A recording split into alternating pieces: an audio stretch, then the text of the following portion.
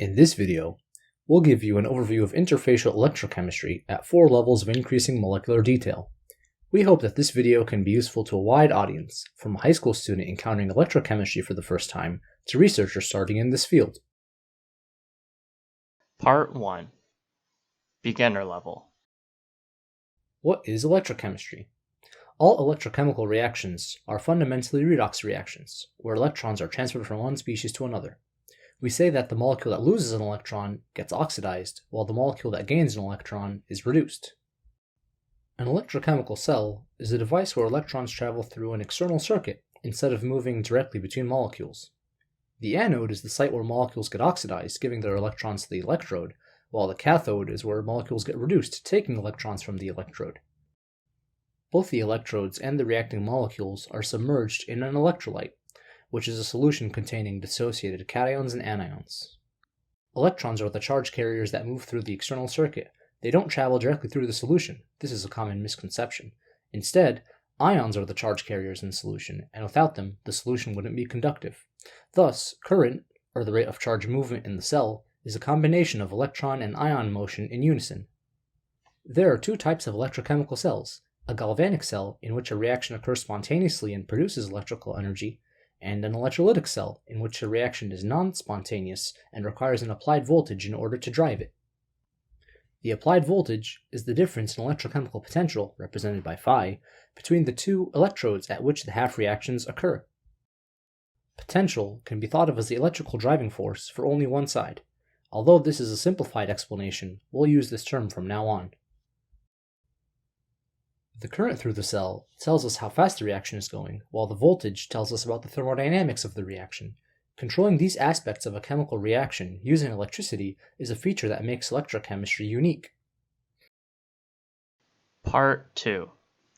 Intermediate level. Electrochemical reactions happen at the electrode surface. Let's take a closer look at what happens at the surface of the cathode here for a generic 1-electron reduction reaction. Any redox reaction has a potential at which the reactants and products are at equilibrium, designated here as phi eq. Overpotential, eta, is defined as how much more voltage is applied beyond the thermodynamic requirement for the reaction to occur. Here's the overpotential for the cathodic reaction. The rate of electron transfer to the substrate is determined by how much driving force, or overpotential, we apply. Consider the following reaction coordinate diagram. The overpotential we apply causes a change in energy of the reactants by F eta, where F is Faraday's constant. A fraction of this energy change is applied to changing the activation energy for the reaction by some factor 1 minus beta. Recall the Arrhenius equation, which states that the reaction rate varies exponentially with activation energy. In an electrochemical reaction, activation energy is a function of the overpotential, thus giving us another handle to control kinetics. So what does electron transfer actually look like on a molecular level? Well, electron transfer can happen in 2 general ways: inner sphere or outer sphere. In the case of inner sphere electron transfer, the substrate is in contact with the electrode, while in the case of outer sphere electron transfer, the substrate is not adsorbed to the electrode, but it's close enough to receive an electron via tunneling. Despite what we've shown so far, the interface is not just made up of the electrode and the reacting molecules. It's a more complex reaction environment containing ions and solvent molecules, which arrange themselves based on the electric field at the interface. The environment at the interface influences the activation energy for a given reaction. Thus, we need to get a better understanding of the molecular level picture. Let's take a closer look.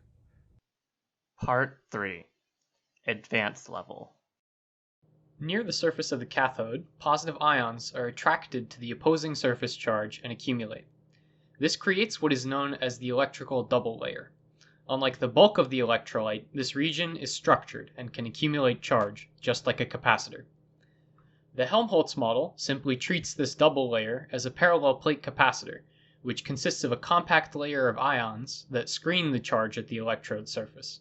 This results in a linear potential drop from the surface of the electrode through the Helmholtz layer. It turns out that even the compact Helmholtz layer has internal structure. The inner Helmholtz plane is set by specifically adsorbed anions and the first layer of ordered solvent, while the outer Helmholtz plane is the layer of hydrated cations just beyond. The Helmholtz model is valid up to the OHP, but the idea of a cation-rich solvation shell for our electrode breaks down at distances farther away from the surface. For this reason, we need to introduce a few other models to describe the double layer. One widely accepted model is the Gouy-Chapman model. Remember, electrical potential depends on the distance from the electrode. In the Gouy-Chapman model, cations and anions equilibrate in solution so that their concentrations vary exponentially with respect to the potential they feel, a Poisson-Boltzmann distribution. This resembles the Boltzmann law relating atmospheric pressure to altitude, which results from gas molecules piling up in Earth's gravitational potential. This results in a gradually decaying potential drop from the OHP to the bulk. Poisson's equation can be solved for the amount of charge in the double layer as a function of potential. This describes the diffuse layer between the Helmholtz layer and the bulk of the solution. How do we reconcile these models? The Gouy-Chapman-Stern model directly glues both descriptions of the interface together as two capacitors in series. How does this relate to electrochemical processes, and why should we care about the structure of the interface?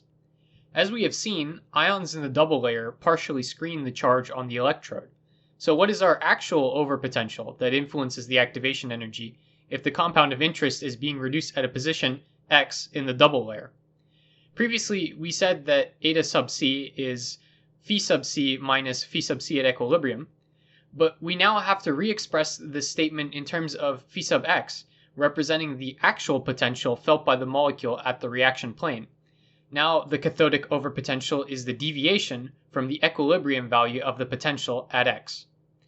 Phi sub x, and thus the kinetics of the reaction, is affected by the position, x, surface charge density, and the solution permittivity.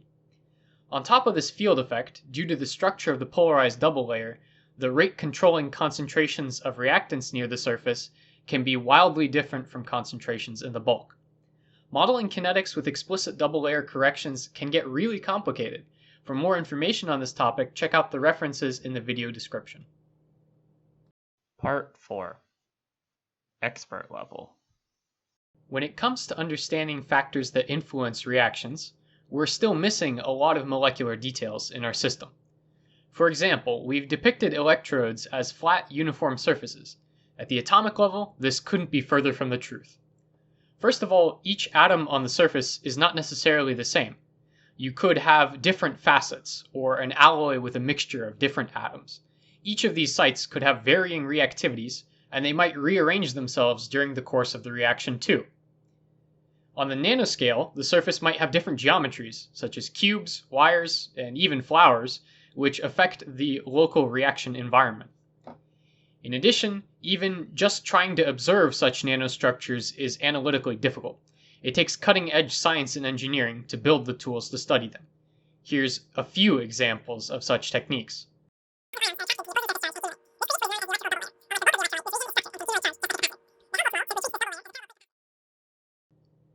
We talked also about how the interface has an electric field, and physically how ions react to it.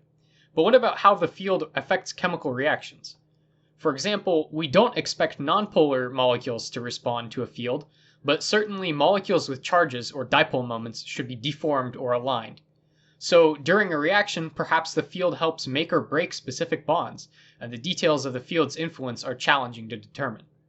Finally, electron transfer reactivity encompasses molecules as small as oxygen and as large as proteins. The applications for such reactions range from storing energy to understanding biochemical signaling. Believe it or not, we really scratched the surface of the many complexities of electrochemistry.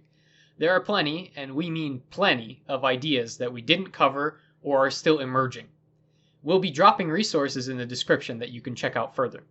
But whether you've only taken Gen Chem or are a full-fledged professor, we hope that you'll consider learning more.